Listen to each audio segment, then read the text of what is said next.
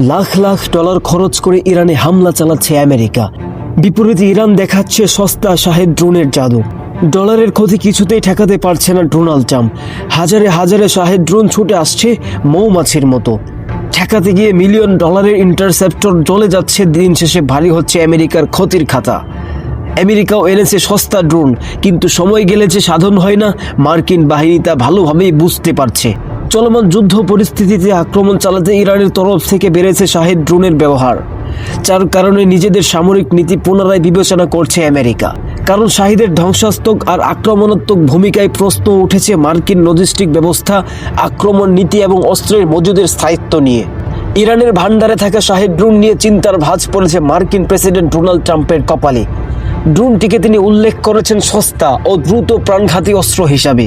কারণ তেহরান বারবার গুরুত্বপূর্ণ অবকাঠামোর বিরুদ্ধে বড় আকারের ড্রোন হামলা চালিয়ে দেখিয়ে দিয়েছে, বিপুল সংখ্যক আক্রমণ চালানো হলে ভেঙে পড়তে পারে আমেরিকার মতো শক্তিশালী দেশের জোরদার প্রতিরক্ষা ব্যবস্থা। মূলত ইরানের সামরিক নীতিতে বিভিন্ন সংঘাতপূর্ণ এলাকায় আঘাত আনার জন্য ব্যবহার করার জন্য অধিকারে উৎপাদিত সহজে ব্যবহারযোগ্য আক্রমণাত্মক শাহেদ ড্রোন। সাধারণ দীর্ঘ দূরত্বে যেতে পারে এ ধরনের ড্রোনগুলো। এগুলো মোকাবেলায় আমেরিকাকে বাড়তে হচ্ছে যুদ্ধ ব্যয়। প্রতিনিয়ত আমেরিকাকে খরচ করতে হচ্ছে হাজার হাজার ডলারের ইন্টারসেপ্টর।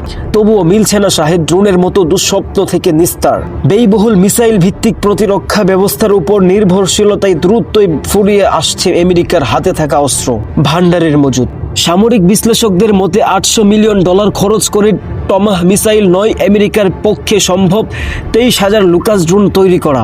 ইরানের সঙ্গে যুদ্ধে জিততে ইতিমধ্যেই আমেরিকা ভাবছে বিপুল সংখ্যক কার্যকরী ড্রোন উৎপাদনের কথা।